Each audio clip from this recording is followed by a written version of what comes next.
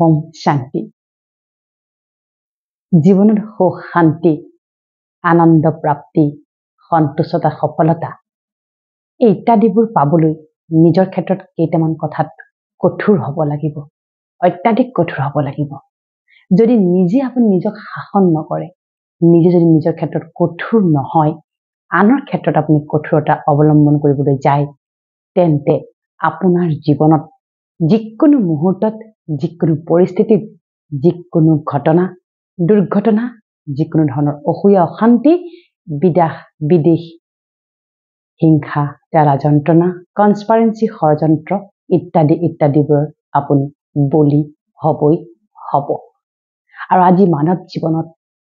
কোন মুহূৰ্তত কেনেকুৱা ধৰণৰ পৰিস্থিতি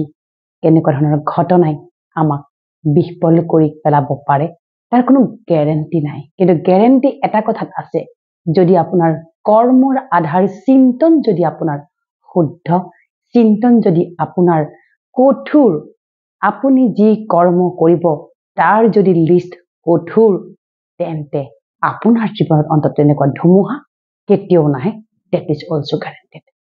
গতিকে আহকচোন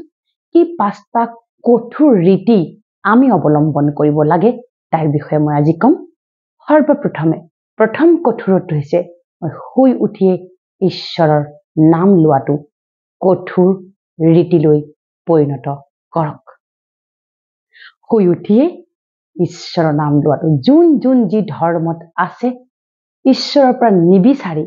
তেওঁৰ লগত একাত্ম হ'বলৈ চেষ্টা কৰক সময় সমাগত শুই উঠিয়ে ঈশ্বৰ আল্লাহ গড ভগৱান নিৰাকাৰ পৰম পিতা পৰমাত্মাৰ লগত সংযুক্ত হওক যাক আমি মেডিটেশ্যন বুলি কওঁ মেডিটেশ্যনেই হৈছে আজি শাৰীৰিক মানসিক আধ্যাত্মিক সামাজিক অৰ্থনৈতিক ৰাজনৈতিক ইত্যাদি ইত্যাদিবোৰৰ যি সমস্যা আহিছে আমাৰ জীৱনলৈ তাৰ সমাধান কেৱল এটাই সেয়াই হৈছে মেডিটেশ্যন আৰু জিটি মেডিটেশ্যন নহয় ৰাজযোগ মেডিটেশ্যন কিয়নো ৰাজযোগ মেডিটেশ্যনৰ দ্বাৰাহে আমি নিৰাকাৰ পৰম পিতা পৰমাত্মা ঈশ্বৰৰ লগত আমি যোগসূত্ৰ হ'ব পাৰোঁ ঈশ্বৰৰ লগত বাৰ্তালাপ কৰিব পাৰোঁ ঈশ্বৰৰ লগত আমি কমিউনিকেট কৰিব পাৰোঁ ঈশ্বৰে আমাক প্ৰতিটো কথাৰ য'ত উত্তৰ দিয়ে বহুত হৈ গ'ল মেটেৰিয়েলিষ্টিক জীৱনত পথ পজিশ্যন হাহাকাৰ সম্বন্ধ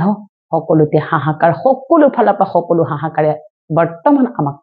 পীড়িত কৰি পেলাইছে এই সময়তে কেৱল এটাই হৈছে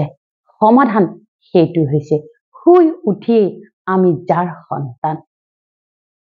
আমাৰ ওপৰত যাৰ ছত্ৰ ছায়া আছে আমি য'ৰ পৰা আহিছো আমি আত্মা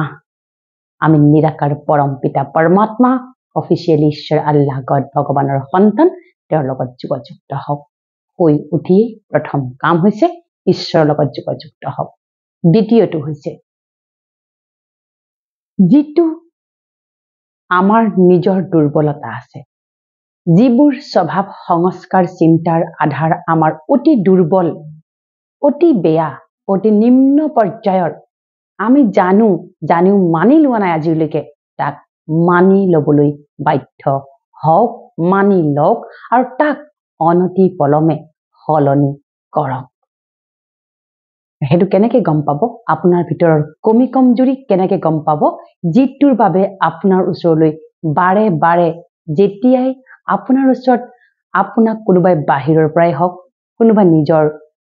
পৰিয়াল পৰিজনৰ ফালৰ পৰাই নহওক কিয় যেতিয়া আপোনাক কোনোবা এটা আপোনাৰ সংস্কাৰৰ বাবে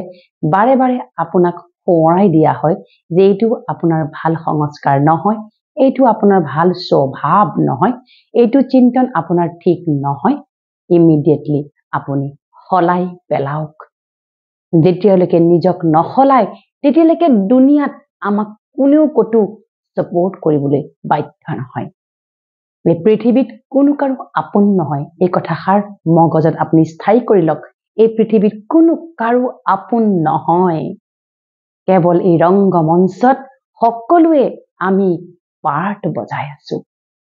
পাৰ্ট বজাবলৈ গৈ কি হৈছে তাতে কম্পিটিশন কম্পেৰিজন আৰু কিমান ধৰণৰ ক্ৰিটিসিজম কিমান ধৰণৰ ক্ৰিটিকেল সিচুৱেচনৰ আমি ক্ৰিয়েট নিজেই কৰিছো গতিকে আপুনি ভাবি লওক এই ৰংগমঞ্চৰ মই হিৰো হিৰোইন মই সম্পূৰ্ণ ঈশ্বৰীয় সত্তাৰে নিজকে সম্পূৰ্ণ পবিত্ৰ ৰূপত থাকি মোৰ হৃদয়ত ঈশ্বৰক স্থাপনা ৰাখি মোৰ হৃদয়ত আগস্থান ঈশ্বৰক দি মই মোৰ প্ৰতিটো কৰ্ম কৰিম মই মোৰ প্ৰতিটো চিন্তন কৰিম যেতিয়াই তেনেকে ভাবিব আপোনাৰ এটা সিদ্ধান্তই আপোনাৰ জীৱনৰ লগতে আপোনাৰ পৰিয়ালৰ বহুল পৰিৱৰ্তন সাধন কৰিব তৃতীয়তে হৈছে নিজৰ কমি কমজোৰিবিলাকক নিজে আইডেন্টিফাই কৰক নিজে চিনাক্ত কৰক কাৰোবাৰ খং কৰাৰ প্ৰৱণতা বেছি কাৰোবাৰ ক্ৰোধ কৰাৰ প্ৰৱণতা বেছি কাৰোবাৰ বেছি কাৰোবাক ভাল লগাৰ প্ৰৱণতাটো বেছি কাৰোবাৰ বস্তুৰ প্ৰতি আকৃষ্টতাটো বেছি কোনোবাই কাৰোবাৰ মানুহৰ প্ৰতি আকৃষ্টতা বেছি কোনোবা সম্বন্ধত গৈ পেলাই বেছি মজ্জি যোৱাৰ ঘটনা বেছি কাৰোবাৰ কিবা বেছি ইত্যাদিবোৰ নিজে আইডেন্টিফাই কৰক যে এইটো মোৰ নিজৰ ভুল এইটো মোৰ দুৰ্বলতা ইয়াক মই বিনাশ কৰিব লাগে আপুনি আপোনাৰ সেই সকলো জীৱনৰ সকলো পলক প্ৰতিটো মুহূৰ্তক আপুনি সলনি কৰি পেলাব পাৰে ইমান মেজিকেল শক্তি আপোনাৰ হাততে আছে গতিকে প্ৰথমতে মানি লওক এইটো মোৰ ভুল আৰু এইটো মোৰ দুৰ্বলতা সেয়া মোৰ নহয় মোৰ আত্মাই যুগে যুগে কেৰি ফৰৱাৰ্ড কৰি লৈ আহিছে আহি এবাৰ মোৰ এই শৰীৰত প্ৰৱেশ কৰিছে মই এই বিকৰ্মক বিনাশ কৰিমেই চতুৰ্থতে হৈছে বেয়া নকব বেয়া নাখাব সংগ দুখত থাকি পৰমাত্মাই সদায় কয় সংগ দোষ মানে সংগ দুখ আৰু অন্ন দুখ এই দুটাৰ দৰে ডাঙৰ দুখ পৃথিৱীত নাই যি দুটাই মনুষ্য জীৱনত বহুত অশান্তি অসুবিধাৰ সৃষ্টি কৰি আহিছে অন্ন দুখ মানে যিকোনো মুহূৰ্তত যিকোনো খোৱা যতে যি দেখি যোৱা যায় লোভত খাই দিয়া সেই লোভটো যেতিয়ালৈকে সম্বৰণ কৰিব নোৱাৰো খাদ্যৰ প্ৰতি কিয় বহু বস্তুৰ প্ৰতি আমাৰ লোভ অটোমেটিক্যালি স্পন্টেনিয়াছলি যাব গতিকে এই পাঁচটা ৰিপু কাম ক্ৰোধ লোভ মোহ অহংকাৰ ঈৰ্ষা বিদ্বেষ জ্বালা যন্ত্ৰণা এইবিলাক সূক্ষ্ম ৰিপু ইত্যাদিক আপুনি নিজেই দমন কৰক আপুনি আপোনাক দমন কৰিব লাগিব আপোনাৰ মনক আপুনি মাৰিব লাগিব মনে যি কৈছে তাক শুনিব নালাগিব যিমান পাৰি নিজৰ ওপৰত কঠোৰ ৰীতি অৱলম্বন কৰক দেখিব জীৱন আপোনাৰ অন্যতকৈ শান্তিপূৰ্বক সুখৰে উদযাপন কৰিবলৈ আপুনি আৰম্ভ কৰিব কিবা ত্যাগ কৰিব লাগিব ত্যাগৰ বিনিময় বহুত বেছি সফলতা সন্তুষ্টতা দিব্যতা পবিত্ৰতা সুখ শান্তি আৰু শেষটো হৈছে নিজে নিজৰ সিদ্ধান্তত অটল থাকক কিন্তু সেইবুলি এইটো নহয় ভুল সিদ্ধান্ত লৈ মই অটল থাকিম সিদ্ধান্ত মানে কি নিজে নিজৰ ওপৰত লোৱা নিৰ্ণয় আনৰ ওপৰত লোৱা সিদ্ধান্ত নহয় কেতিয়াও আনৰ ওপৰত কোনো ধৰণৰ অপিনিয়ন সিদ্ধান্তক লৈ কেতিয়াও নিজকে তাত সোমাই নাযাব আমাৰ কোনো অধিকাৰ নাই কাৰো ওপৰত কোনো সিদ্ধান্ত লোৱাৰ আমাৰ কোনো অধিকাৰ নাই কাৰো ওপৰত আমাৰ কাৰোবাৰ ভুল আঙুলিয়াই দিয়াৰ যেতিয়ালৈকে মই নিজে নিজকে ঠিক স্থানত নাৰাখো গতিকে প্ৰথমতে সন্তান প্ৰতিপালন কৰক ঘৰ সংসাৰ প্ৰতিপাল আছে সমাজ আছে নিজৰ সংসাৰত আছে সকলো পৰিয়াল পৰিজনত আছে সম্বন্ধত আছে সেই সম্বন্ধবোৰ খুব সুন্দৰ কৰক কেনেকৈ কৰিব কেৱল নিজৰ এই কঠোৰ সিদ্ধান্ত লওক যে মই আজিৰে পৰা